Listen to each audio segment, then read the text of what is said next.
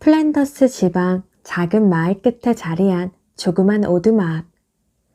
성당의 구슬픈 종소리가 들려오는 누추하고 초라하게 그지없는 그곳에 한 소년과 늙은 노인과 한 마리의 개가 살았다. 소년은 진지하고도 부드러운 짙은 눈동자에 발그레한 뺨, 목덜미까지 늘어진 금발이 무척 아름다운 아이였다. 가난하지만 소박하고 욕심 없이 사는 할아버지를 존경했고 충성스럽게 늘 곁을 지키는 가족이자 친구인 개 파트라슈를 사랑했다. 누구에게 그림을 배운 적도 물감을 살 돈도 없었지만 소녀는 눈에 보이는 모든 것을 그렸다. 위대한 화가 루벤스를 신처럼 생각했고 언젠가는 자신도 그처럼 되기를 소망했다. 그림에 대한 소년의 열망은 파트라슈가 보기에 이해하기 어려웠지만 아름답고 신성하기까지 했다. 바라보는 이에게 경외심마저 들게 만드는 소년의 간절한 꿈은 이루어질 수 있을까? 하가를 꿈꾸는 순수한 소년 넬로와 그를 너무도 사랑하는 개 파트라슈의 오래도록 기억되는 아름다운 우정 이야기가 지금 시작됩니다. 플란더스의 개. 위다. 넬로와 파트라슈는 세상에 홀로 남겨졌다. 둘은 형제보다 가까운 우정을 나눈 친구였다. 아르덴에서 태어난 넬로는 몸집이 작았고 플란더스 혈통인 파트라슈는 덩치가 컸다. 살아온 횟수로 치자면 같은 나이였지만 하나는 아직 어렸고 다른 하나는 벌써 늙은 축에 접어들었다. 둘은 거의 평생을 함께 살았다. 둘 다 부모가 없었고 가난했고 한 사람의 보살핌을 받았다. 처음 둘 사이를 이어준 끈은 서로에 대한 연민이었다. 그 끈은 날이 갈수록 강해졌고 함께 자라는 동안 탄탄하고 굳건하게 자라나 서로를 깊이 사랑하기에 이르렀다.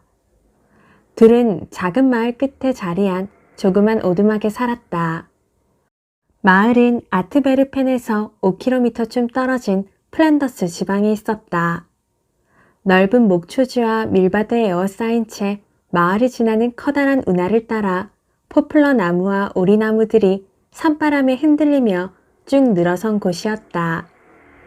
20채 가량 되는 집과 농장들은 연든색이나 하늘색 덧문에 장밋빛이나 검은색, 흰색 지붕과 어우러졌으며 해반죽을 바른 벽은 햇빛 속에서 눈처럼 빛났다.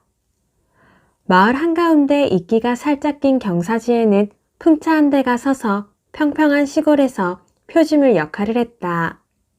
옛날엔 풍차의 날개며 모든 것이 주홍색이었다.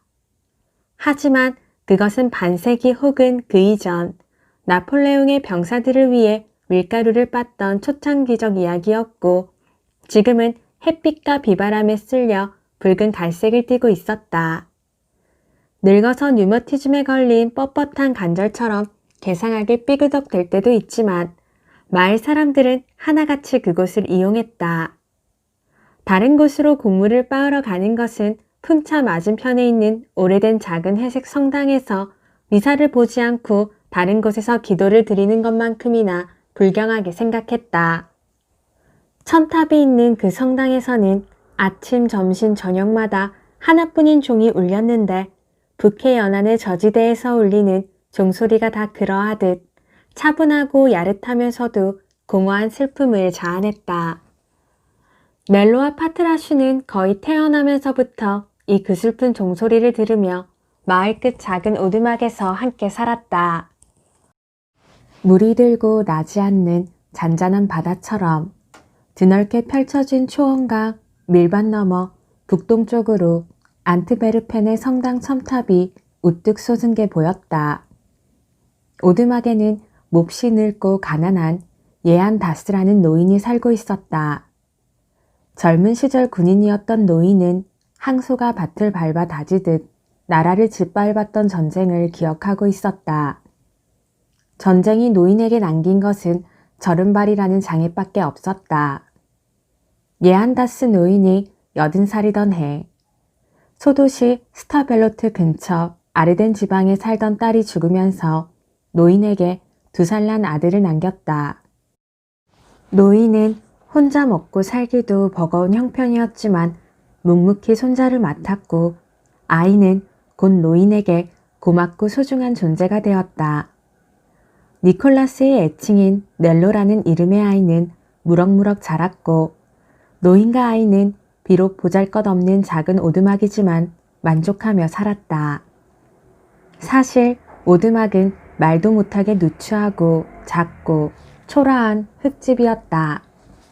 하지만 조가비처럼 하얗고 깨끗했으며 주변엔 콩과 허브와 호박이 나는 작은 텃밭이 있었다. 넬로와 할아버지는 찢어지게 가난해서 온종일 굶는 날이 많았다. 어쩌다가도 풍족한 적이 없었다.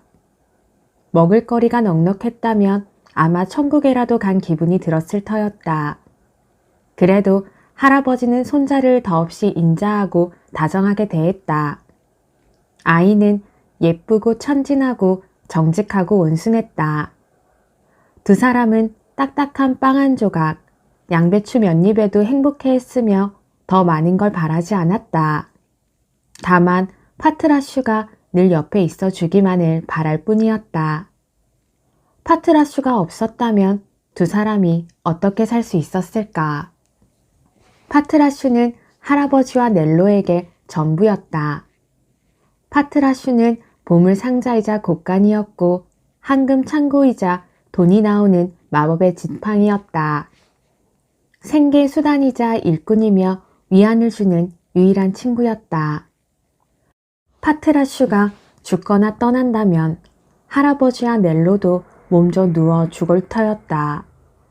파트라슈는 2사람에게 몸이자 머리고 손과 발이었다.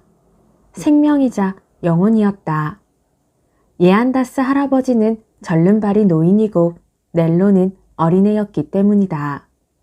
파트라슈는 그런 2사람에게 소중한 개였다.